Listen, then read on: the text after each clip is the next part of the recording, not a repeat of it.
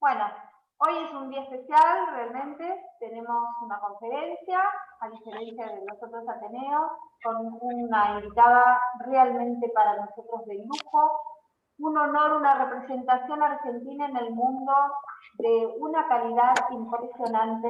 Estoy hablando de la doctora Marta Cohen, que ya todos lo deben conocer porque por todos los medios de Buenos Aires está apareciendo, instruyéndonos con respecto a muchos temas relacionados con pediatría. Marta es una médica argentina, es anatomopatóloga, pediátrica, está trabajando actualmente en el hospital de Sheffield, es del Trenquelauquen, pero bueno, se ha formado, creo que en La Plata era Martita que te había formado, y luego con un matrimonio, con 4 hijos maravillosos, ha rotado por partes del mundo, creo que estuvo en África, en otras partes de Europa, pero no en Inglaterra, hasta que llegó a Inglaterra y logró la jefatura de su servicio en Sheffield, que es una localidad de Reino Unido. No solamente eso, sino que además hizo un trabajo muy importante sobre muerte de lactante y ganó un premio entregado por la reina de Inglaterra. Y además tiene una humildad y una generosidad para transmitir sus conocimientos que creo que esta amiga que todos queremos tener. Así que te agradezco, Marta, profundamente que hayas aceptado esta conferencia. La hemos adoptado de todos los lugares donde podamos. Todos la queremos a Marta porque es adorable. Y ahora nuevamente la vamos a escuchar hablando de uno de los temas de hoy. Espérate que tanto no me acuerdo el tema que vas a hablar. Creo que la salud de los niños. ¿Vas a hablar de suicidio, Martita? ¿O de vacunas? La salud de los niños en pandemia. Perfecto, la salud de los niños en pandemia, así que te escuchamos y gracias por estar. Bueno, vamos a compartir el screen, la pantalla. Muchas gracias por invitarme. ¿Está bien ahí? Espero estar a la altura de las circunstancias. Sí, Marta, está perfecto. Bueno, este es mi hospital. El hospital se fundó el mismo año que Trenquelauquen, en 1876. Así que yo digo, cuando en Trenquelauquen los españoles estaban quitándole el territorio a los indígenas, porque de última se los vinieron a robar, y bueno, y ahí acá estaban fundando el primer hospital de niños, que fue uno de los primeros de Inglaterra. Acá hay 5 hospitales de niños en todo el país: Liverpool, Manchester, Sheffield, Birmingham y Londres, como hospitales de niños de Inglaterra. Creo que debe haber alguno en Glasgow para todo el país, ¿no? Porque como saben acá el Reino Unido, Inglaterra es un reino, Escocia es otro reino, Gales e Irlanda del Norte, y eso crea también problemas entre uno y otro. Esta es la parte vieja del hospital, como ven acá la banderita del Reino Unido, y en realidad no fue aquí donde surgió en una casita y tenía creo que 5 camitas. Bueno, cuando Marcia me invita, me honra con esta invitación, yo dije, bueno, yo no soy psiquiatra, aunque les voy a confesar que cuando yo me hice el test vocacional porque no sabía qué elegir, me salió medicina psiquiátrica. Y yo dije, ni loca. Así que bueno, acá estoy yo ahora, que de alguna manera la pandemia con la salud mental se tocan mucho. Y bueno, le ofrecí hablar en general de la salud, porque lamentablemente, como ustedes saben, yo soy patóloga, así que no tengo contacto, gracias a Dios, con pacientes. Y bueno, acá estoy. Entonces, esta es la parte de ser consultores externos. Las sillitas ahora están separadas, están de a 2, porque es un papá con un niño. Y los niños de más de 5 años ya están usando el barbijo, ¿no? Así que están separados por un acrílico. Entonces, bueno, yo siempre me gusta hacer un temario, COVID en el mundo, errores y aprendizajes, que me parece es muy importante, todos los errores que cometimos y qué aprendemos. Es muy importante reconocer los errores, porque si no reconocemos nuestros errores, como persona, como sociedad, como humanidad, no vamos a poder mejorar. La infección y la enfermedad en los niños y en las embarazadas la salud mental y la vacunación en los niños. Y bueno, estas son mis redes, si me quieren seguir, @drmartacoin en el Instagram, en el Face, y ahí voy subiendo todas las, bueno, las entrevistas y las cosas que voy leyendo, porque bueno, por suerte acá tenemos la información muy a momento a momento, entonces, bueno, voy leyendo, lo que antes hacía era leer medicina, bueno, ahora solamente leo coronavirus. Bueno, esta presentación yo la hice el domingo. Entonces, la preparé el domingo. Por lo tanto, los casos son los casos del día, creo que dice 27, ¿no? Porque no puedo leer ahí, 27 de junio, sí, porque se cuelga el domingo, pero en realidad eran del sábado. Bueno, ustedes ven los países que tienen más coronavirus, y bueno, Argentina está entre esos países. Europa, bueno, es todo un globo azul. Más de 181 millones de casos, casi 4 millones de fallecidos. Y bueno, lo importante es cuántos millones de activos hay, que todavía hay 11 millones y medio de activos. Uy, no me corre. Ahí está. Bueno, también me fui a mirar esta página del mundo, sube los casos de todos los países. Y los casos de coronavirus en Argentina, ustedes ven que han sido siempre en aumento, ¿no es cierto? Aquí en Europa empezaron a aumentar en el mes de febrero, llegaron al máximo en junio y luego empezaron a decaer hasta septiembre, donde volvieron a empezar y subieron más todavía. Y luego comenzaron a decaer y luego volvieron a subir. Pero los casos en Argentina, si bien estábamos en pandemia en el mes de marzo, y creo que Argentina decretó el cierre en el mes de marzo, recién los casos empezaron a subir en el mes de julio. Entonces, uno de los errores que yo creo en Argentina es que el cierre se hizo demasiado temprano. Porque, como dicen, en Argentina o en Sudamérica, Europa es el espejo, todo llega allá después. Y bueno, iba a llegar después. Y siguieron aumentando. Entonces, cuando llegó este momento, la gente estaba harta de hacer cuarentena. Así que yo creo que uno de los errores fue eso, no manejar los números para tomar la decisión de cerrar en el momento adecuado. Las muertes el día domingo ya eran 92.317 y aún había 4.102.663 casos activos. Y como pueden ver, el número de muertos también ha sido incrementado. A esto habría que agregarle lo que se llama el exceso de muertes, que también ha sido más grande en todo el mundo.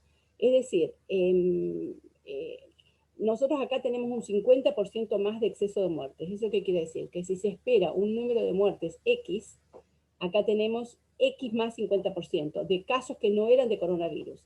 Y son los infartos, las infecciones, los tumores, todo lo demás que hubieran debido a atenderse y no se hizo.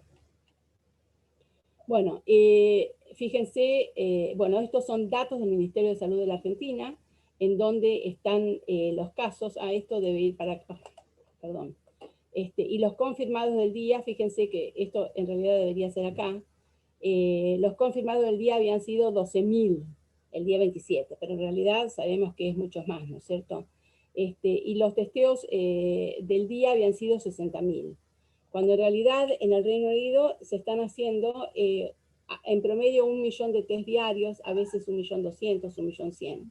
Es decir, que teniendo tantos casos positivos, no se pueden hacer tan pocos test. Eso es otro de las cuestiones que habría que mejorar, ¿no es cierto?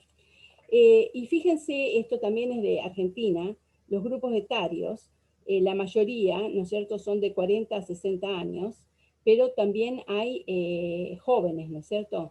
Y ahora con la variante Delta, que bueno, luego les voy a comentar con la variante Delta del Reino Unido, pero la mayoría de los casos de la variante Delta son menores de 30 años, inclusive niños de 5 años. ¿Mm? Bueno, entre los errores y los aprendizajes.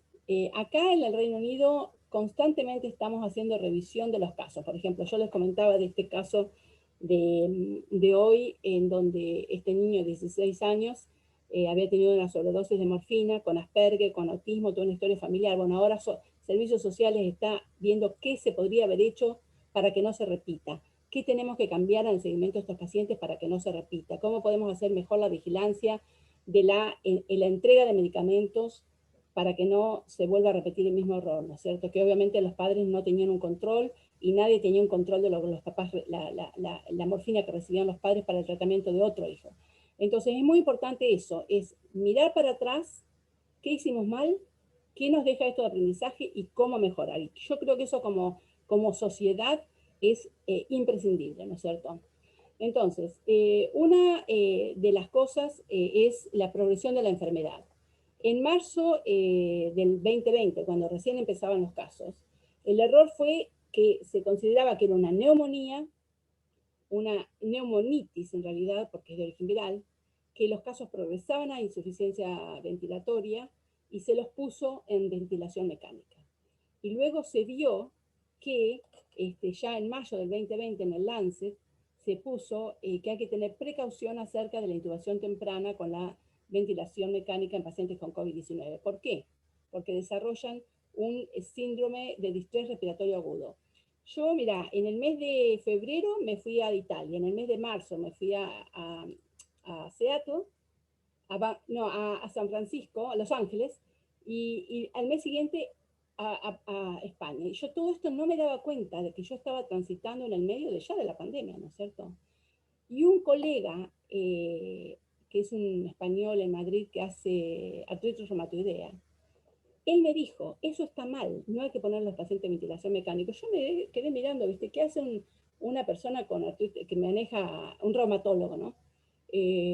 Hablando de esto. Y realmente me di cuenta ahora, bueno, hace mucho tiempo ya, que en realidad él, con su visión de reumatólogo, le había dado en el clavo a cosas que a los neumonólogos se le pasaban. Y una de esas cosas era esta. Otra cosa era, él me había dicho, hay que tratarlos con corticoides. ¿Cuántos meses después tardó?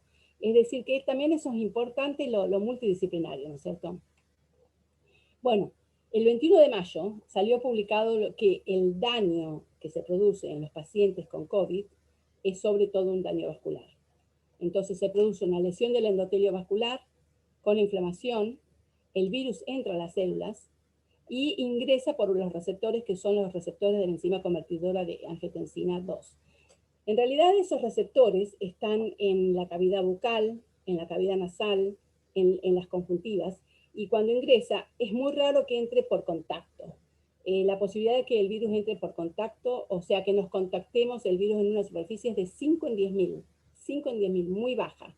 En cambio es mucho más importante la ventilación de los ambientes cerrados porque sí ingresa por el aire contaminado. Si está una persona con COVID y tose o grita o escupe o respira o estornuda, el virus puede quedar en el aire media hora, ¿no es cierto? Entonces va a ingresar por la vía respiratoria, por la vía oral, pero ingresando a través de los receptores de enzima convertidora en angiotensina 2.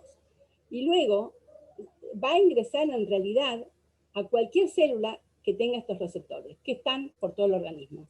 Entonces yo digo que en el futuro me gustaría que esta enfermedad, esta COVID-19 sea llamada la fisiopatología, que, o sea, de alguna manera tenga que la enfermedad de los receptores de enzima convertidora en angiotensina 2, de AC2, porque toda la fisiopatología para mí pasa por ahí, y voy a desarrollarlo un poco más. Entonces, ingresa por estos receptores y produce la endotelialitis, ¿sí?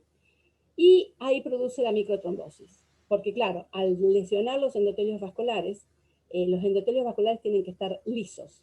Y si se ponen rugosos y se lesionan, se genera la agregación plaquetaria y la trombosis. Entonces puede ser una coagulación intravascular diseminada que llega al pulmón, se ve como insuficiencia respiratoria. Puede en el corazón daño vascular, infarto. Ustedes recuerdan cuando Mauro Viale lo habían vacunado con la segunda dosis y al otro día ingresó, ya tenía el COVID, no tiene nada que ver con la vacuna, y tuvo un daño vascular. Y fue una trombosis. El 25% de los pacientes con COVID tienen trombosis, que pueden ser en el cerebro, producen accidente cerebrovascular, en el corazón, un infarto, en el pulmón, también puede producir trombosis pulmonar, es decir, puede ser generalizado. También puede producir un daño en una encefalitis hemorrágica, ¿no? Y obviamente esto se va a vincular después con las con las consecuencias, ¿no? Con las secuelas del COVID-19, porque puede ser que la persona, y este puede ser un niño o puede ser un adulto, ¿no es cierto? Obviamente es más común en adultos que en niños, pero quede con una secuela de un accidente cerebrovascular y obviamente la secuela neurológica, o con secuelas de un infarto, puede tener una miocarditis y hacer después una cardiomiopatía dilatada, etcétera, etcétera. Entonces, es precisamente por esto, porque las preexistencias aumentan el riesgo, ¿no? Por la fisiopatología de la infección viral. Entonces, este artículo muy interesante, publicado en el New England Journal of Medicine, también alrededor del mes de mayo, hablaba de la endotelialitis vascular pulmonar con trombosis y angiogénesis, o sea, luego de que hay trombosis, se intenta recanalizar y eso habla de la angiogénesis, nuevos vasos sanguíneos en el COVID-19. Y entonces esta es una histología de un pulmón, es un alvéolo pulmonar, lo blanco es donde está el aire, y esto es el septum alveolar, ¿no es cierto? El tabique alveolar.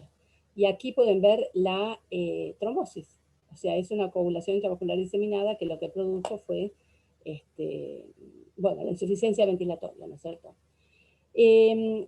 Como les decía, los anticuerpos, los receptores de la enzima convertidora de angiotensina 2-AC2 están en los alvéolos, en el corazón, en los vasos sanguíneos, en los intestinos, en los riñones, en el cerebro, en la placenta.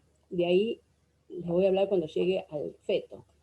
Y entonces, como les dije, hay una inflamación y una apoptosis de los vasos sanguíneos y epitelios que causa disfunción de la microvasculatura.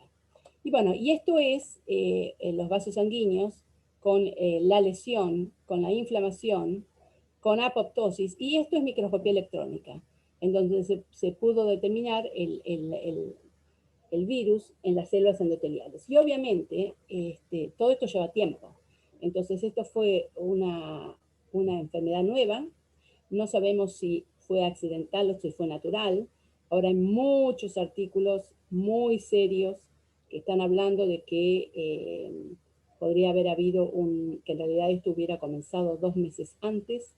No comenzó en el mes de diciembre, sino que comenzó alrededor del mes de septiembre-octubre, que ya en esa época había un aumento del número de casos de enfermedades respiratorias entre el staff del laboratorio de Wuhan de biotecnología, en donde estaban trabajando con este virus y que justo se había mudado de ubicación. Y bueno, pero leí un artículo muy serio que lo tengo acá, lo saqué de la revista Nature, o sea que uno tiene que leer de las cosas donde, bueno, dan argumentos que son creíbles, ¿no es cierto? Y que en realidad dicen que el virus de la variante de Wuhan habría sido la consecuencia y no la causa. Alguien de ese laboratorio habría ido al mercado de Wuhan, porque estaba muy cerquita, y de ahí se contaminaron muchas personas en el mercado. Pero en realidad habría surgido, bueno, esas son las dos teorías. Bueno, como esto ven la membrana celular, ¿cómo ingresa a los receptores AC2? Ingresa por la proteína que se llama glicoproteína S, que está en la espiga del coronavirus, ¿no es cierto? Entonces, por eso hace que tiene afinidad por estos receptores, se une a los receptores e ingresa a la célula. Entonces, las mutaciones lo que han producido es una mucha mayor afinidad entre esta proteína, glicoproteína S, y el receptor. Entonces, los niños que tienen menos receptores en la cavidad bucal y nasal que los adultos, antes se enfermaban menos, porque tenían como una protección natural. Pero ahora que el virus se ha hecho, yo estimo, se ha hecho un 120% más contagioso. Porque de la variante L de Wuhan, que ya no existe, siempre hay que una variante nueva de este virus va reemplazando a los anteriores, porque cada variante es más contagiosa que la anterior. Luego estuvo la variante G, que es la que circuló en Argentina en la primera ola. Luego estuvo la variante, bueno, además de la de Manaus y la de Sudáfrica, simultáneamente surgió la variante británica, que eran entre el 50 y el 70% más contagiosa, y esta es entre un 40 y un 60%, de acuerdo a si es un espacio adentro o afuera. Así que yo estimo que es un 120% más contagioso. Entonces, que el virus original, que ya ha dejado de desaparecer, de existir, ¿no es cierto? Ya no circula más. Entonces, es por eso que los niños ahora y las personas se infectan con menor carga viral. Niños expuestos a una carga viral baja, que antes no se infectaban, ahora se infectan, y adultos que tampoco se infectaban, ahora se infectan. Por eso es muy importante mantener el distanciamiento social y mantener el uso de barbijo, porque no solamente nos va a prevenir infecciones, sino que además si nos infectamos va a hacer que tengamos una menor carga viral, porque obviamente tenemos una barrera, ¿no es cierto? Bueno, lo que les quiero decir es que obviamente esto está vinculado con los receptores y las células endoteliales en el medio, con pacientes con hipertensión, pacientes con diabetes, pacientes con trastornos neurológicos, con enfermedad renal, con trombosis, que se puede producir o puede facilitar, o sea que el mecanismo es para los dos lados. De hecho, con la variante Delta en la India, estaba leyendo el otro día yo leo siempre la semana, recibo el British Medical Association, o BMA, que es como el gremio de los médicos, y tiene una revista muy seria y muy linda, que tiene que ver con el British Medical Journal, ¿no? Y había un médico que escribía de la India, y él decía que está habiendo un 40% más de diabetes luego de la ola de la variante Delta. Y eso es obviamente por la pancreatitis. Podría ser que esta variante Delta tuviera una mayor incidencia de pancreatitis, de causar pancreatitis, y por eso producir daño de las células beta de los islotes y producir diabetes tipo 1, diabetes tipo 2. Bueno, el virus también es un virus neurotrópico, ¿no es cierto? Y de hecho, 30% de los pacientes incluidos los chicos, tienen síntomas del sistema nervioso. Por ejemplo, pérdida de olfato, dolor de cabeza, encefalopatía, cansancio, somnolencia, confusión, accidente cerebrovascular, que es un 6% de los casos graves, y porque hay muchos receptores que le dan acceso al sistema nervioso central, entre los que está la AC2, ¿no es cierto? Y además hay proteasas que facilitan la entrada y replicación viral en el cerebro, como la catepsina, furina, etc. Y bueno, y esto es en un corazón, y cómo se produce la endoteliitis, la inflamación del endotelio. Ustedes pueden ver las células inflamatorias que están por debajo del endotelio, que está dañado, ¿no es cierto? Bueno, en el sistema nervioso central se hablaba de que habría niveles bajos de SARS-CoV-2 en el líquido cefalorraquídeo de pacientes que tuvieron encefalopatía. Pero otros estudios dicen que no. Hay mucho por aprender todavía. Las posibles rutas de ingreso al sistema nervioso central, nervio olfatorio y barrera hematoencefálica. Y de hecho, entre las complicaciones de largo plazo del COVID está que muchos pacientes quedan con anosmia prolongada. Y al disminuir el sentido del olfato, también disminuye el sentido del gusto, ¿no es cierto? Bueno, y obviamente también tiene mucho que ver en el cerebro y en la respuesta de las citoquinas. Y esto se da muchísimo en los niños, en donde tienen una respuesta de citoquinas que es muy desmedidamente alto, porque no tienen, son niños sanos en general.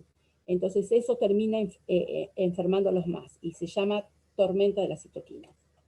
Bueno, otro error que yo reconocí, estos fueron errores que yo fui identificando, ¿no? Fue la de la transmisión vertical, porque en marzo se decía que no había transmisión vertical, que no había riesgo para el feto, que en Wuhan no había habido ningún caso, pero sí se había una mayor incidencia de hipertensión, obviamente porque es lo vascular, que ahora sabemos, pero en ese momento no sabíamos.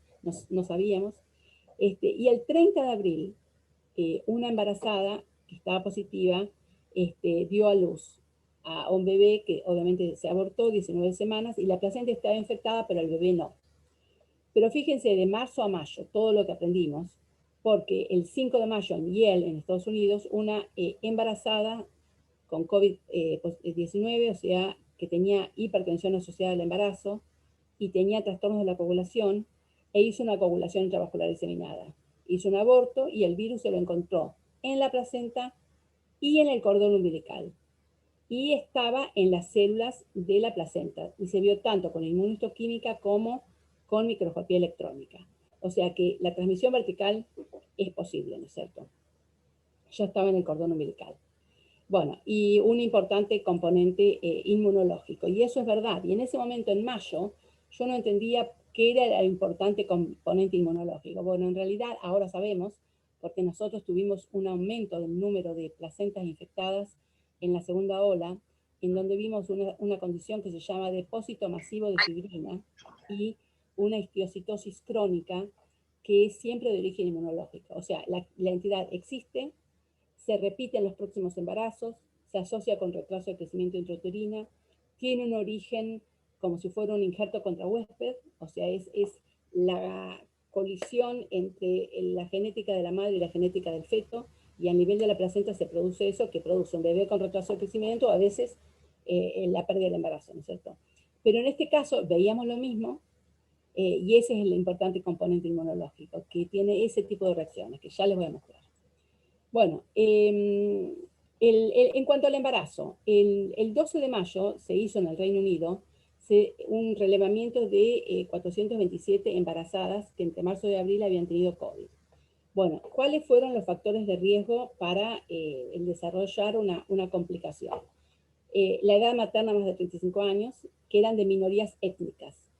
Nosotros sabemos que personas de raza negra o personas asiáticas tienen una evolución del COVID-19 que generalmente no es tan, pueden tener más complicaciones. Si vemos los muertos, son generalmente más muertos de raza negra o de raza asiática. Si vemos gente que se ha complicado y que ha estado mal, internada, grave, etcétera, generalmente son. Y en realidad, después supimos, después se supo que hay dos genes que se están relacionados con la mala evolución clínica. Y esos genes son más comunes en la raza negra. Igualmente hay un gen que ahora se ha descubierto hace muy poco, que está más comúnmente en las personas que no se contagian. Entonces, por eso habría personas que no se contagian y habría personas que se contagian y evolucionan mal. Por eso, como yo digo, no lo hace quien quiere, sino quien puede. Bueno, el curso clínico de estas embarazadas en el 12 de mayo no había sido muy grave, muy pocas fallecieron, la incidencia de internación fue de 4.9 casos cada 1000 y la mortalidad se estimó de 1 en 18.000. Pero el 5% de los bebés, 12 de 427, habían nacido infectados. Es decir, la transmisión vertical existe. Olvídense de eso de marzo que decíamos no existe. Además, en 6 de los 12 casos se identificó antes de las 12 horas de vida, pero la mayoría de los bebés no se infectaron y la mayoría de los bebés fueron rápidamente dados de alta, ¿no es cierto? Y ninguno tuvo una complicación grave. Bueno, el 12 de mayo también se publica la detección de anticuerpos a las 2 horas de vida en un bebé que había nacido en Wuhan, o sea que eran anticuerpos de la mamá, ¿no es cierto? El 14 de mayo en Bérgamo se ve la presencia del virus en 2 de 22 recién nacidos de madre positiva y el virus se localizó en el trofoblasto de la placenta, pero no se encontró el virus en los recién nacidos que habían sido negativos. El trofoblasto de la placenta, y les voy a mostrar, se acordarán de las vellosidades de la placenta. Y el trofoblasto es lo que está por afuera, ¿no es cierto? En junio, en la Universidad de Chicago, se encuentran 19 embarazadas con COVID positivo y las placentas mostraban cambios de preeclampsia e insuficiencia vascular. Entonces, todo esto sugiere que la transmisión vertical puede ser posible, que hay un componente inmunológico que se presenta en algunas mujeres, en la placenta de algunas mujeres que tienen COVID, y que también hay un aumento de la incidencia de hipertensión asociada al embarazo con los cambios histológicos respectivos, ¿no es cierto? Bueno, y esto es, recuerden el cordón umbilical, la placa coriónica, y estas en las vellosidades coriales, este es la sangre fetal, y en el espacio intervelloso es la sangre materna, ¿no es cierto? Y a nivel del trofoblasto, es donde, que está por fuera de cada vellosidad, es donde se produce el intercambio. O sea que es un sitio perfecto para que ingrese el virus y que tiene receptores para la ACE2. O sea, más lógico imposible. Bueno, entonces estas son las vellosidades, cada una de estas es donde adentro está la sangre fetal y acá está la sangre materna, este es el trofoblasto y fíjense, esto marrón es el trofoblasto con inmunohistoquímica demostrando que es el virus, porque uno cuando hace inmunohistoquímica sabe, bueno, esta inmunohistoquímica es para el virus A o B o C, y entonces acá le pusieron la inmunohistoquímica para el SARS-CoV-2 y dio positivo. Y en esta zona, ¿no es cierto?, que es la zona de trofoblasto de la vellosidad, se hizo la microscopía electrónica y se encontró el virus, confirmando el 5 de mayo que la transmisión vertical de la embarazada al feto existe. Bueno, ¿qué pasó durante la segunda ola? Durante la segunda ola, a mí me mandaron un caso en consulta de Tucumán. Era el mes de octubre y la mamá era positiva, el bebé no sé si había fallecido, no lo recuerdo, pero la placenta, que ellos pensaron que tenía un infarto, lo que tenía es eso, era un depósito masivo, me mandaron fotos, yo hice el diagnóstico por fotos de la histología. Tenía un depósito masivo de fibrina y tenía esquiocitosis crónica, que era lo que está descrito en la literatura, estaba descrito, pero nosotros nunca lo habíamos visto. En realidad, en Sheffield, a pesar de que vemos 5.500 placentas por año. ¿Por qué? Porque fue una característica de la segunda ola. La segunda ola del virus británico fue 60-70% más contagiosa que la anterior, las mamás se contagiaban más, la placenta se contagiaba más y el bebé se contagiaba más. Bueno, entonces acá pregunta si el riesgo es mayor durante el embarazo, en la segunda ola, y que las mujeres de raza negra hacen hasta el 55% de las hospitalizaciones durante el embarazo con COVID. Bueno, ¿qué vimos en la segunda ola? Hubo un aumento de la muerte fetal y del nacimiento prematuro, de la preeclampsia y eclampsia, acuérdense que eso va asociado con hipertensión del embarazo, cesárea de emergencia, admisión del bebé a terapia intensiva neonatal, evolución adversa del recién nacido. Y esto es interesante porque hubo un artículo publicado hace poco, ahora un mes, o tal vez 2 meses, de la mortalidad materna y fetal durante la segunda ola del COVID. Y a mí me resultó, bueno, es llamativo que los países en vías de desarrollo, como toda Latinoamérica, tuvieron una mayor incidencia de mortalidad materna y fetal. Los países desarrollados no tuvieron una mayor incidencia de mortalidad materna, pero sí tuvieron también una incidencia de mortalidad fetal. La diferencia la hizo el acceso a la atención de las mamás embarazadas y la calidad de atención durante la pandemia. Bueno, estos son también casos de la placenta. Estas son las vellosidades que están totalmente dañadas. Esto que ven rosita en el fondo es la fibrina, y todas estas células son células inflamatorias que están en el espacio materno, ¿no es cierto? Y creo que este es un caso nuestro. Nosotros compramos la inmunohistoquímica y estamos haciendo la inmunohistoquímica cuando dudamos. Me ha pasado un caso que me mandaron en consulta también de un lugar de Inglaterra, y tenía todo esto, pero le hice y era floridamente positivo. Le mandé a hacer la PCR y también era positivo. O sea que muchos casos que no están diagnosticados, ¿no es cierto? Bueno, este era positivo y con la microscopía electrónica se vio el virus justamente en el trofoblasto. Bueno, otro error fueron los niños. Al principio se dijo, transmiten pero no se enferman, no tienen síntomas, e incluso se llegó a decir que son cruciales para transmitir la infección, que se tienen que quedar en la casa, que no pueden ir a la escuela, que no pueden salir porque son los súper contagiadores. Pero en abril se vio 33 nacidos positivos, y solo 3%, o sea, 9% tenían síntomas de enfermedad, ¿cierto? El aprendizaje surgió entre abril y mayo. Fíjense qué importantes fueron esos 2 meses y qué buena la ciencia, ¿no? Que en todo el mundo se compartió tanto conocimiento, porque no sé si ustedes se han dado cuenta, que toda la literatura referida al COVID-19 es abierta. Las revistas no están cobrando el derecho de suscripción. Si es COVID-19, ustedes cliquean y lo pueden abrir al PDF. En abril o mayo se habló de que estaba esta enfermedad de Kawasaki atípica o síndrome tóxico. Los niños se presentaban con temperatura, vómitos o diarrea, miocarditis, pericarditis, insuficiencia respiratoria, falla multiorgánica, un rápido deterioro, y el laboratorio con característica, con un aumento de la ferritina, alteración de la función hepática, aumento de la troponina y un aumento muy significativo de productos de la inflamación como las citoquinas. Y también con un aumento de una alteración de la coagulación. Estos niños se presentaban en la sala de emergencia muchas veces sin antecedentes de haber tenido COVID. Nadie sabía que habían tenido COVID.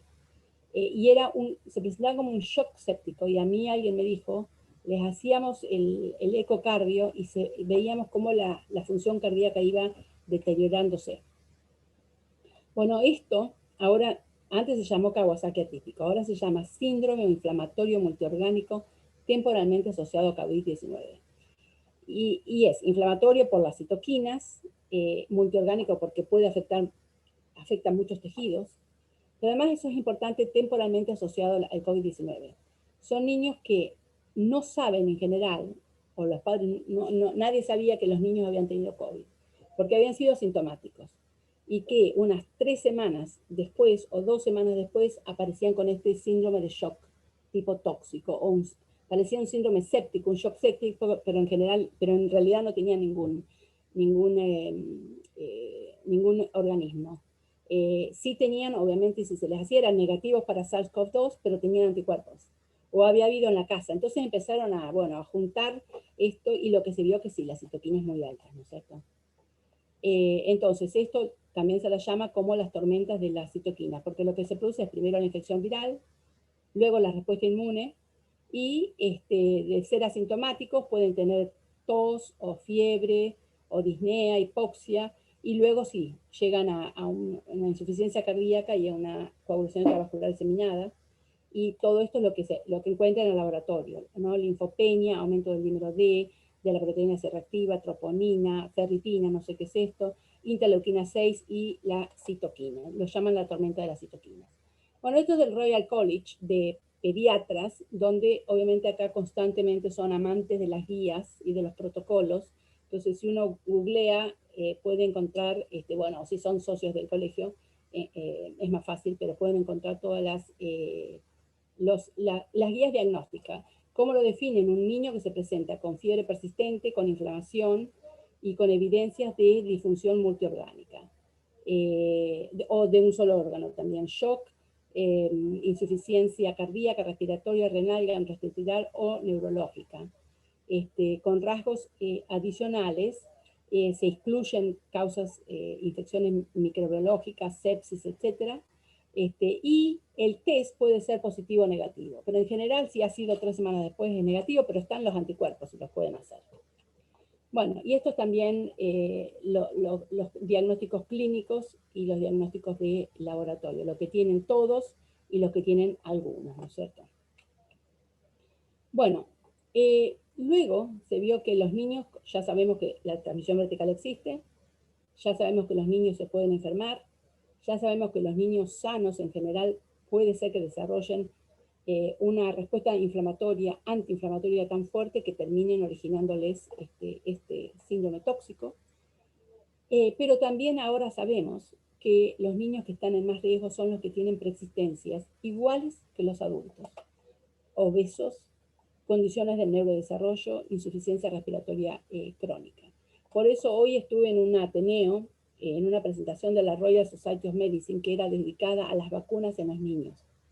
Y en realidad, aquí no se ha comenzado a vacunar, pero la vacuna que se va a dar, que ya está aprobada, pero no ha comenzado aún, es la de Pfizer, a partir de los 12 años.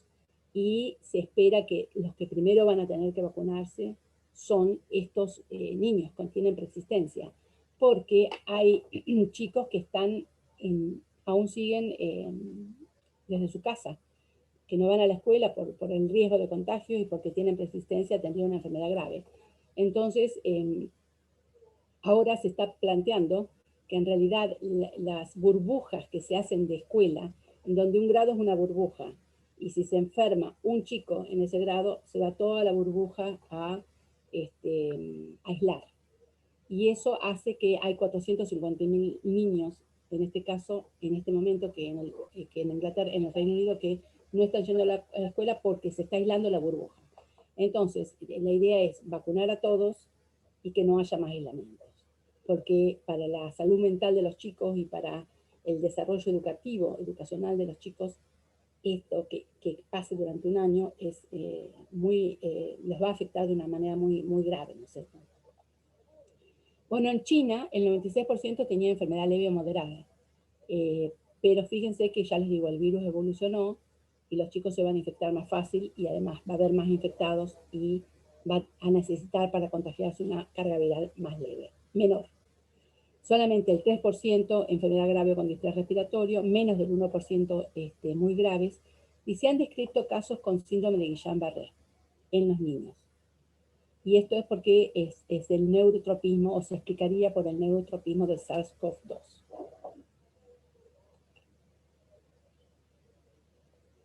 Bueno, esta es la incidencia de las infecciones en niños asintomáticas y como pueden ver ha ido aumentando, ¿no? Que no es raro, y es la infección asintomática. De ahí la importancia de hacer los testeos repetidos. En los niños de la escuela se le están haciendo en este momento todos los días. Todos los días. Pero a pesar de eso, bueno, necesitan la vacuna, eso es lo que dicen. Bueno, estudios de cero prevalencia de anticuerpos en los niños, como nos imaginamos, se infectan y se enferman poco, la mayoría son asintomáticos. Es más común en los niños que tengan síntomas gastrointestinales, vómitos y diarrea. Y de ahí que nosotros, yo, como ustedes saben, hago autopsias de niños, a todos los bebés les hacemos test de SARS-CoV-2 y le hacemos dos hisopados, el faríngeo, nasofaríngeo y el rectal. Y esto lo aprendimos temprano, en el mes de abril ya sabíamos que se excreta por la vía rectal y que los síntomas son más gastrointestinales que en los adultos, ¿no? Fatiga, también puede tener pérdida del olfato-gusto.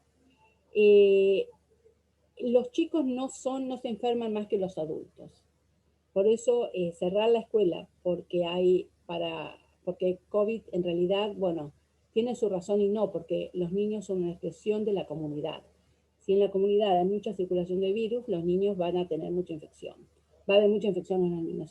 Si la comunidad está controlada y tiene pocos casos, los niños también van a tener pocos casos. La mayoría de los contagios en los chicos ocurren en el medio familiar y, como les decía, la Organización Mundial de la Salud recomienda que los niños más de 5 años utilicen barbijo. Pero también es importante que los niños utilicen el barbijo, los niños pequeños, supervisados por un adulto. Es decir, que la señorita o alguien por las cuestiones de, bueno, sofocación eventual, etc. Con respecto a la salud mental, bueno, ustedes son expertos en este tema, pero leyendo, o sea, yo trato siempre de hacer cuando leo un tema, de una manera holística, ¿no es cierto? Porque el COVID no solamente produce enfermedad orgánica, sino produce muchas secuelas psicológicas y de salud mental, ¿no es cierto? La ansiedad de los padres y de los hijos, entonces nosotros tenemos como adultos manejar el miedo y tolerar lo incierto. Hay que prestar atención a lo que leemos online, ¿no es cierto? Porque hay una gran infodemia. Hagan meditación, yo voy a yoga, por suerte me ayuda, es una clase de yoga con tai chi, y realmente y después hacemos relajación, y creo que de esa manera, bueno, me ha ayudado a cooperar, a sobrellevar tantos meses de pandemia. Bueno, los signos de ansiedad en los niños, porque se preocupan por la salud de sus mayores. Yo leí un día que había un nenito que estaba mirando en el departamento de su casa, estaba mirando por la cerradura, y la madre le preguntaba, ¿qué querés? ¿Qué buscas? No, quiero ver si pasa el virus. Es decir, la ansiedad de los chicos, ¿no es cierto? Una cosa chiquitita que es una anécdota, en realidad tiene tanto por detrás. Se apegan mucho a sus padres, sienten dolores de cabeza, dolor abdominal, están irritables, no pueden dormir, tienen muchos berrinches. Entonces, como yo les digo, no hay duda que el coronavirus está afectando y va a afectar por muchos años por venir la salud de los niños de hoy, los adolescentes de mañana y los adultos del futuro, ¿no es cierto? La ansiedad, problemas de conducta, conflictos en la casa, fíjense las situaciones de violencia doméstica que se han agravado en muchos casos porque han estado, bueno, con la persona violenta en la casa sin poder ir a la clase. Sentimientos de aburrimiento, de soledad, de confusión. Chicos muy pequeñitos que no están preparados como para comunicarse con el mundo, conectarse con el mundo, establecer conexiones sociales, socializar a través de la virtualidad, ¿no es cierto? Y que todo ese contacto físico es tan importante. CAMS es la parte de salud mental del NHS, ¿no es cierto?, del Servicio Nacional de Salud, y en realidad nosotros estamos expandiendo los servicios, o sea, CAMS se va a expandir porque sabemos que en los años por venir va a haber un aumento de los requerimientos de los servicios de atención y salud mental a los adultos también, pero en este caso a los niños va a ser muy significativo. Y para los padres, ¿qué les dicen la gente de CAMS, que es la parte de salud mental? Hablarles con calma, escucharlos, rectificar la data si los adolescentes leen o repiten algo que está equivocado, vigilar lo que ven en la TV y en las redes sociales, mantener la rutina, alimentar su confianza. Estructurar el día en la cuarentena, alternar actividades escolares con diversión y tiempo libre, incorporar momentos al aire libre, hacer encuentro virtual con amigos online, evitar dar demasiada seguridad porque a la larga puede agravar la ansiedad. Y los adultos debemos tener calma y buscar ser positivos. Es importante no estar sobreexpuestos a las noticias, porque es, como yo digo, la infodemia, ¿no es cierto? Si nosotros a los adultos tenemos miedo, los niños lo perciben, no se sienten seguros y sienten frustración, impotencia. Debemos guiarlos, darles contextos, no ser trágicos, enfatizar la responsabilidad y el control. Y proveerlos de 4 habilidades: que respeten el peligro, que elijan bien, o sea, el barbijo, el distanciamiento, la higiene. En este momento, la mayoría de los casos de COVID en el Reino Unido, que hemos tenido ayer 26.000 de 2.000 que teníamos en el mes de mayo, está dado por jóvenes y niños de 5 años para arriba, que obviamente no saben o no quieren protegerse, no digo por los adolescentes o los de 20 y tantos años. Respetar al otro, usar la máscara en público y aprender a aceptar la ambigüedad, aceptar que no conocemos todo. Esas serían las 4 habilidades que este profesor de psiquiatría y ciencias de conductas de Southern California da en esta época. Respetar el peligro, elegir bien, respetar al otro y aprender a aceptar la ambigüedad. Los mayores cambios en los niños, bueno, obviamente en la educación, el cierre de las escuelas, excepto en el 8% de los niños de los trabajadores esenciales, vulnerables y con discapacidad. Pero aquí todo el mundo, si uno era un trabajador esencial, por ejemplo un médico, iba a la escuela el niño, pero la mayoría no, solamente el 8%. En Argentina, antes del cierre, los estratos sociales más bajos estaban 18 meses por detrás de las clases más favorecidas. Y ahora, bueno, es mucho más que ese porcentaje. La plataforma virtual, bueno, es mucho más común en las escuelas privadas que en las escuelas estatales y que en los barrios humildes. De 60% en las escuelas privadas a 23% en los barrios humildes, escuelas de barrios humildes. Además, casi 2 millones de niños que no tienen acceso a computadoras e internet en Argentina, que dependen del teléfono de un papá para que a lo mejor los varios hijos de matrimonio hagan la tarea. Y bueno, los adolescentes, mucha ansiedad y mucho enojo. Además, no olvidemos los niños en riesgo, los niños vulnerables, con 2.2 millones de niños con situación de maltrato, de padres con abuso de drogas, de alcohol, con problemas de salud mental, etc. Entonces esto debe ser de Estados Unidos, sí, del Children's Commission, no es de acá, el problema de los chicos en el tiempo de COVID, ¿no? Padres con alcohol, uso de drogas, alcohol, problemas mentales, de salud mental de los padres o violencia doméstica. Bueno, la escuela emergió como la institución que mejor ayudó a preservar los hábitos de rutina y la nutrición. Por eso aquí la escuela se cerró en el mes de marzo, pero fue lo primero que se abrió. Tardaron 2 meses en abrirlo, pero un mes más hasta que saliéramos un poco más de la cuarentena. Bueno, manejar la ansiedad es muy importante, ya mantenerse ocupados para nosotros, hacer cursos virtuales, escuchar música que nos alegre el alma, mirar una película en familia, hacer gimnasia online, caminar. Yo en el Reino Unido veo muchísima más gente ahora caminando y andando en bicicleta, haciendo cycling, que antes. Porque con la actividad física se liberan las endorfinas, mejora la salud, la actividad cardiovascular, el estado de ánimo, etc. Tenemos que trabajar para mantenernos optimistas, planear el día a día y ser creativos. No nos podemos dejar caer, ¿no es cierto? Y bueno, hemos visto más suicidios en el Reino Unido. Yo les contaba antes de empezar esta charla que lamentablemente hemos visto un aumento de suicidio en adolescentes y hemos visto un aumento de suicidio sobre todo en las niñas adolescentes, ¿no es cierto? Bueno, luego, fíjense cómo estábamos, como yo les digo, la segunda ola en el Reino Unido. Nos mejoramos bien junio, julio, agosto. Septiembre comenzó con una cepa de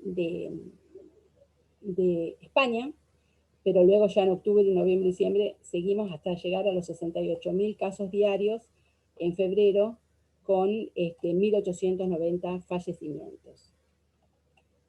Bueno, y esto muestra lo mismo, con la segunda ola, ¿no es cierto? Esta variante que ahora se llama alfa, 70% más contagiosa en niños y jóvenes, y por eso la edad media comenzó a bajar. El de los internados fue de 41 años con un rango de 11 a 70. Este virus, la variante alfa, en múltiples mutaciones, pero una, la N501Y, está en la espiga del receptor y facilita el ingreso al receptor AC2. Y bueno, y esta variante llegó a tal porque hizo un salto evolutivo importante. No fue más letal, muy poquitito más letal, pero sí más sintomática. Además de ser más sintomática, al infectar tanta gente, el número de muertes aumentó. Estuvimos en una cuarentena estricta por 3 meses y medio. Recuerden que el ingreso directo puede ser hasta con las gotas pequeñitas, hasta más de 2 metros, y son lo que decimos los aerosoles, cuando uno canta, cuando uno tose, etc. Bueno, con respecto a las vacunas, fíjense los países mejor vacunados o el que tiene menos. El Reino Unido, Estados Unidos, la Unión Europea, Japón, Vietnam, Australia, Indonesia, miren, Latinoamérica, era como un 0.2%. Y el programa COVAX, que se planeaban 2.000 millones de dosis, ha quedado muy, ha fracasado. Y ha fracasado en realidad, o por lo menos no llegó a donde se esperaba que llegara, precisamente porque los países ricos tienen primero se vacunan ellos y luego dan vacunas. Fíjense África. En África, bueno, salvo Sudáfrica, que sí hay vacunación, pero el resto de África hay muy poca vacunación. Bueno, con respecto a las vacunas, las vectorizadas que utilizan un adenovirus, puede ser la de Oxford AstraZeneca, que utiliza el adenovirus de chimpancé, por eso se llama ChAdOx. La Sputnik, que utiliza un adenovirus 26 humano para primera dosis, un adenovirus 5 para segunda dosis. La de Johnson Johnson, que es una sola dosis y que también utiliza un adenovirus. La de CanSino, que también utiliza un adenovirus. De ARN-ADN hay 2, que son la de Pfizer, BioNTech y la de Moderna. La de Pfizer-BioNTech sin duda es la que está probando ser la mejor vacuna, es la que se va a aprobar próximamente, probablemente va a ser la primera vacuna que se apruebe finalmente, porque todas las demás, todas están aprobadas temporariamente, ¿no es cierto? Lo interesante es que BioNTech, que es el dueño de la propiedad intelectual, ha hecho un contrato con China, con Fosun Pharma, y van a hacer una producción de vacuna de ARN mensajero en China, esperando que esté aprobada ya. Están haciendo la fase 3 con 30.000 personas voluntarias. Estaría aprobada, produciéndose 1.000 millones de dosis hacia el mes de septiembre. Así que eso es bueno. Las vacunas de virus inactivado, como la de Sinopharm o la de Sinovac, y las vacunas de proteínas, en base a proteínas, que hay una muy interesante, que es la de Novavax, que es un método similar al que se utilizó para el HPV y también para la vacuna de la hepatitis B. Hay un laboratorio muy chiquito, Novavax, en Maryland, y yo estaba leyendo el otro día, tiene muy buenos resultados. Como comenzó más tarde, porque recién está transitando la fase 3, que también estaría terminando hacia septiembre, ya tiene incorporadas las variantes nuevas. Así que, bueno, eso me parece que es bueno, ¿no es cierto? Bueno, por supuesto, no sabemos si podremos detener la pandemia, las variantes, si podremos volver a la normalidad, no sabemos cuánto dura la protección, cuántas dosis, a qué intervalos. Suponemos que a los 10 meses hay que dar una tercera dosis. En el Reino Unido ya se comienza con los mayores de 50 a partir de los 10 meses, que va a ser septiembre, de los 10 meses de la primera dosis. Pero bueno, se supone que esto va a seguir bajando y cada vez se lo van a dar a la gente más joven también la tercera dosis, ¿no? Por eso es que países como Canadá, todos los países tienen compradas vacunas por adelantado. No es que se las han entregado, pero tienen pactadas 10 vacunas por habitante, por ejemplo, Canadá, que es el país que más tiene.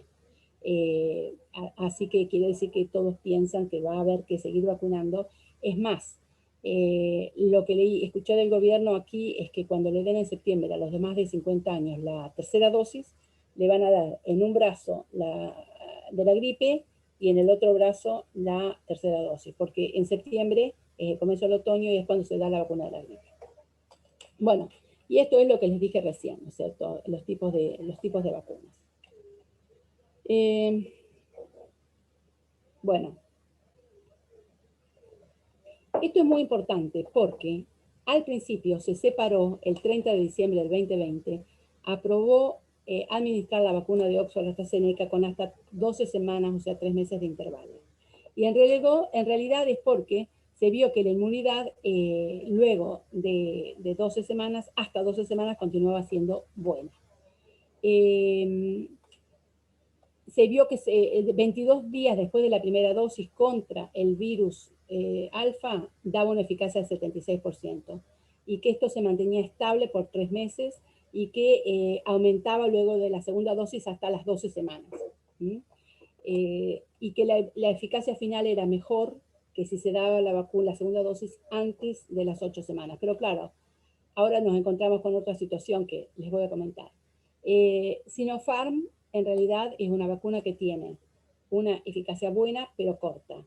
De hecho, los Emiratos Árabes ya dieron la tercera dosis a los 4 meses de haber vacunado con Sinopharm, porque vieron que muchos de los vacunados no tenían inmunidad. Entonces, regalaron la Sinopharm a Egipto y a Malasia, que declinaron tomarla porque no estaban aprobadas por la OMS, que ahora sí están aprobadas por la OMS, y compraron Pfizer.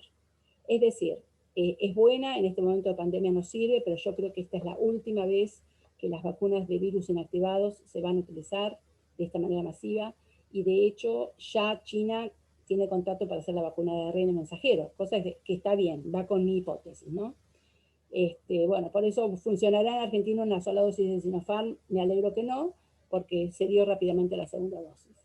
Bueno, también hubo efectos adversos, no solamente con la de Oxford, pero también con la de Pfizer, que 10 casos se confirmaron ahora que fallecieron de los 29 iniciales que murieron. 10 fallecieron por complicaciones de la vacuna.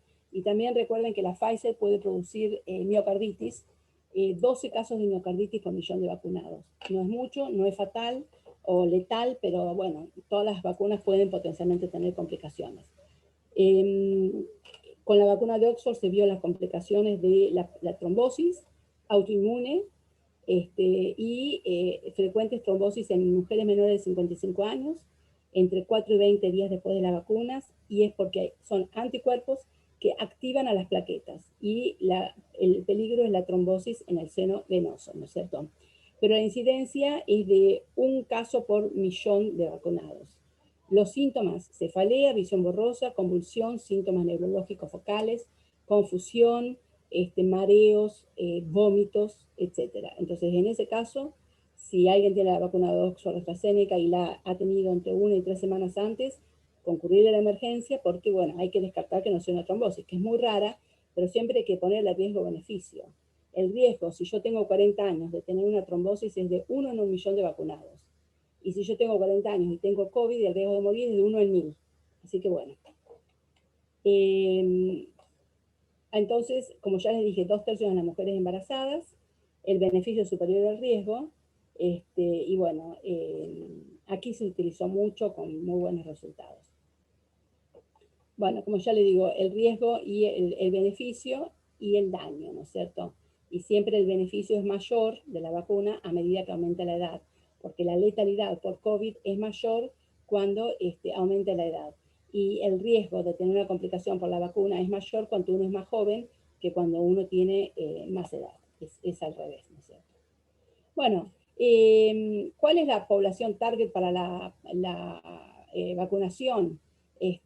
Bueno, primero es para los trabajadores esenciales, la policía, los militares, también las personas más de 60 años, las personas con condiciones de comorbilidades, las mayores de 80 años sin comorbilidades, y bueno, y así hasta que ya llegamos a un grupo en donde va a ser los chicos de 0 a 4 años, que es lo que se piensa, que si esto sigue, van a ser los últimos, pero también en algún momento van a estar incluidos en la vacunación.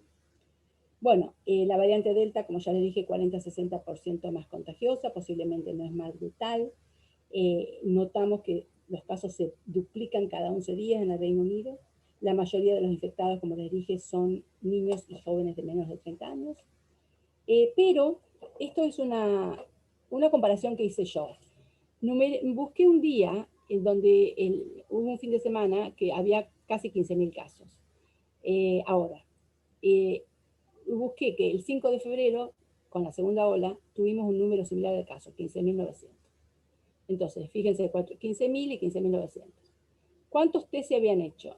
Bueno, ¿cuántos se habían internado? Con un mismo número, ahora 227. En febrero, 2005. ¿Cuántos fallecidos? 11. En febrero, 774. ¿Cuál había sido la diferencia? Aquí habíamos hecho 645.000 test y acá más de 1 millón. Es decir, con más test se pueden identificar a los asintomáticos y ver a sus contactos, ¿no es cierto? Y la otra cosa fue la vacuna. Con primera dosis teníamos el 21,8% y acá el 84,1%. Y con segunda dosis acá teníamos el 1% y actualmente ahora ya estamos en el 65%. Es increíble la velocidad con la que están vacunando, porque en realidad es la vacuna con 2 dosis la que nos sirve para enlentecer la contagiosidad, la transmisión del virus. Bueno, las vacunas en los niños, la única aprobada es la de Pfizer. Yo sé que en Argentina dijeron que van a dar Sinopharm, pero la realidad es que no está aprobada todavía. Sinopharm está aprobada por la OMS, pero no está aprobada por los niños, y esto es un screenshot de la página de Pfizer, de la OMS. Bueno, se estima que la población de 5.164 millones de personas se deberían vacunar, y acá están los distintos grupos en donde están, y el G7 prometió que para fines del 2022 este mundo entero va a estar vacunado. Y entonces recién ahí podremos hablar del fin de la pandemia. Bueno, ya les dije la distribución, y fíjense cómo aquí abajo está Latinoamérica, ¿no es cierto? Bueno, esto no sé. Estas son las distintas vacunas, cómo se han ido dando, ¿no? De AstraZeneca, Novavax, Pfizer. Novavax es la que yo le digo que me da buena impresión. La de CureVac entiendo que no ha dado buenos resultados, pero bueno, esto es como estábamos planeando las distintas distribuciones de vacunas. Bueno, necesitamos 2.000 millones de dosis para los países subdesarrollados, es el programa de COVAX. COVAX está constituido por la Organización Mundial de la Salud, la Fundación Gavi, Bill y Melinda Gates, el gobierno de Noruega, de la India, del Reino Unido, Oxford, Foro Económico Mundial, etc. Pero la rápida evolución de la pandemia y la necesidad de vacunarse es al mismo tiempo un obstáculo para el desarrollo de nuevas vacunas, porque no vamos a poder tomar un grupo control y un grupo placebo, porque nadie le puede decir a una persona, a lo mejor te toca, a lo mejor no, porque estamos poniendo en riesgo su vida, ¿no es cierto? Entonces no sería utilizar grupos placebo en la estrategia, sino sería evaluar la respuesta serológica de los anticuerpos neutralizantes, la IgG, en el plasma. Bueno, las nuevas direcciones son la combinación de vacunas, que los resultados preliminares son muy buenos. También hacer una vacuna universal que cubra muchas variantes que se están desarrollando. Bueno, vacunar a los niños de 12 a 15 años, que tuvo muy buena respuesta inmunológica, con buena respuesta de anticuerpos. Moderna también ensaya vacuna en niños menores de 12 años. Johnson & Johnson también estudia vacunas que estarán terminadas los ensayos para septiembre del 2021. Y Oxford AstraZeneca pausó el ensayo de los niños de 6 a 18 por lo de que no se da, por lo menos en este país, a los menores de 30 años. Bueno, yo siempre en mis redes hablo de los 3 pilares para el éxito, que son las vacunas, la respuesta individual con aceptación social y los testeos y rastreos. Los países que hagan mejor esto van a terminar antes con la pandemia. Los países que no tengan vacunas, la gente no se cuide y se hagan pocos rastreos, van a tardar más. Entonces, es sin duda que la pandemia demostró las desigualdades en la provisión de salud, el acceso digital, la seguridad social, y también ha mostrado lo que necesitamos fortalecer para tener un mundo mejor, la importancia del sistema de salud, la protección social, el medio ambiente. Pero hasta tanto tenemos que mantener un distanciamiento social, tenemos que adoptar nuestro comportamiento, no nos podemos dar abrazos, tenemos que ser responsables y esto tiene que tener una gran aceptación social. Es importante trabajar todos juntos para planear el futuro, ¿no es cierto? Tienen que ser equipos multidisciplinarios. El mundo, como yo digo, debe enlentecer su rumbo, pero no nos podemos paralizar, porque si no, no nos vamos a morir de COVID, pero nos vamos a morir de hambre, de depresión o de otras enfermedades que hemos dejado de prestarle atención para concentrarnos en evitar el contagio sin una planificación adecuada. Y eso es el exceso de muertes que les mencionaba. Y bueno, esto es Sheffield, así que cuando esto termine los espero. Esto es la municipalidad.